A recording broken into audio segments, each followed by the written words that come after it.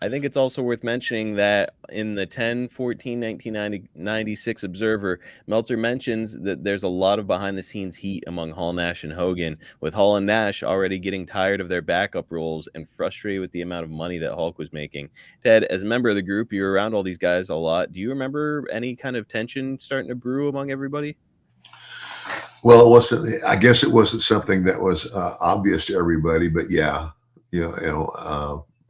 I knew about it, and it's kind of like anybody that comes along, and again, Kevin, Kevin and Scott, they are relative newcomers, and they're looking to prove themselves and get the opportunity.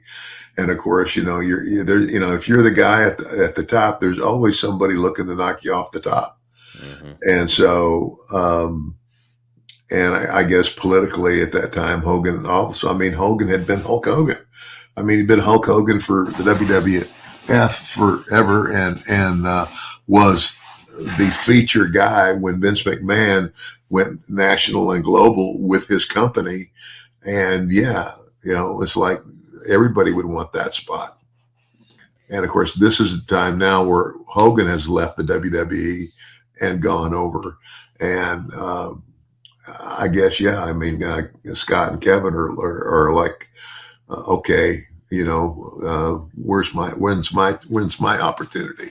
Now, Hall and Nash, while we're on the subject, they're kind of noted shit disturbers behind the scenes.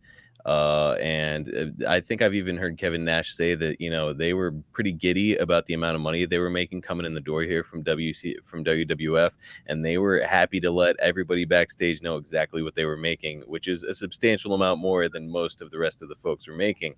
Yeah. Do you remember those two kind of stirring the pot behind the scenes? Oh yeah.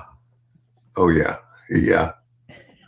Yeah. It's kind of like, yeah, it's kind of like,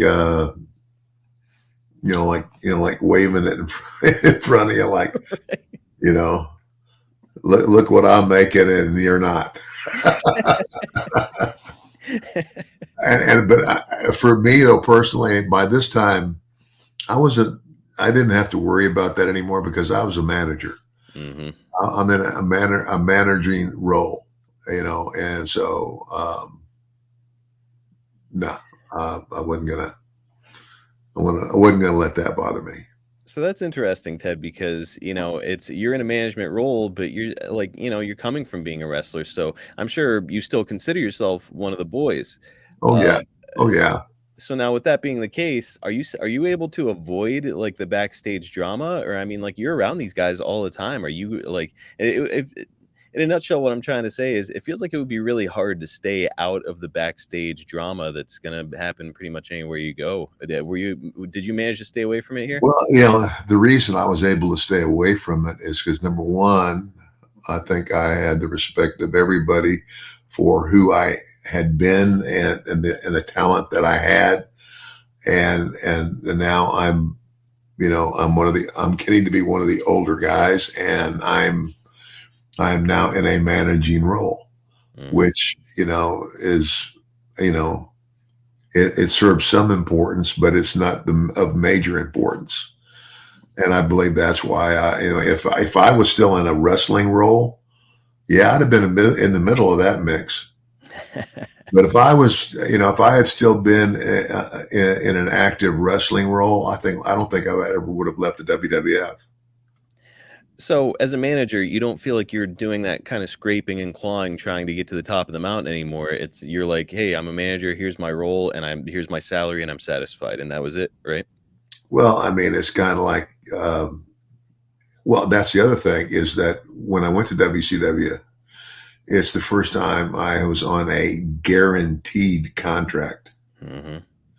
And whether I was there or I wasn't there, I got paid.